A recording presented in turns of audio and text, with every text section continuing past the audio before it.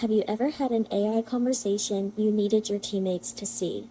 In Hatz AI, you can share any chat, and here's how. Open the chat you started. In the window, click the share icon. A share chat dialog box will appear. Choose your audience, the entire organization, or specific people to handpick viewers. If you pick specific people, add them by name. Click Copy Link. Hatz takes a point-in-time snapshot of the AI conversation, and the link lands on your clipboard.